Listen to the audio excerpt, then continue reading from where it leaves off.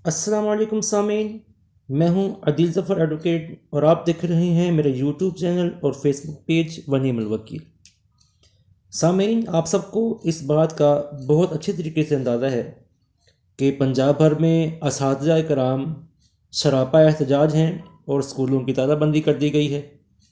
اساتذہ سراپا احتجاج کیوں ہیں، اسکولوں کی تالہ بندی کیوں کی گئی ہے، اس کے بارے میں آپ کو تفصیل سے بتاتا ہوں، مگر اس سے پہلے اگر آپ نے ابھی تک میرا یوٹیوب چینل سبسکرائب نہیں کیا تو میرا یوٹیوب چینل سبسکرائب کر لیجئے۔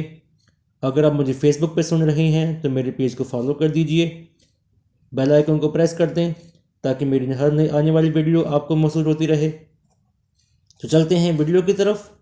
جی سامعین، پنجاب گورنمنٹ نے ٹیچرز کو ملنے والی مراعات میں کافی حد تک کمی کر دی گئی ہے۔ وہ کون کون سے رول ہیں جن کی وجہ سے اساتذہ سراپا احتجاج ہیں؟ نمبر 1، ٹیچر کی جو پینشن ہوتی ہے اس میں پہلے اس کو تقریباً 70% کے قریب پینشن ملتی تھی، اس کو کم کر کے 30% کر دیا گیا ہے۔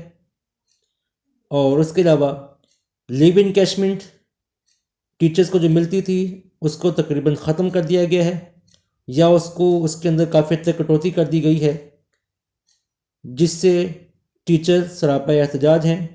یہ لیو انکیشمنٹ کیا ہے؟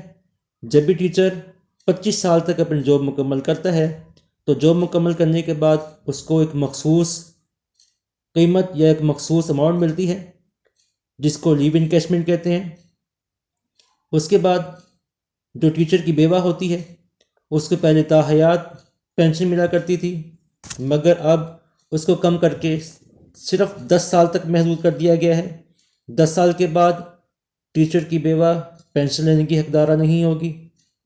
مزید پینشن میں جو ہر سال اضافہ ہوتا تھا اس اضافے کو ختم کر کے اب پینشن کو فکس کر دیا گیا ہے۔ مثال کے طور پر اگر کسی ٹیچر کی پینشن اگر 20,000 تھی تو اس میں ہر سال ایک مخصوص اضافہ ہوتا تھا، لیکن اب اس اضافے کو ختم کر دیا گیا ہے اور ٹیچر کی جو پینشن ہے اس کو فکس کر دیا گیا ہے۔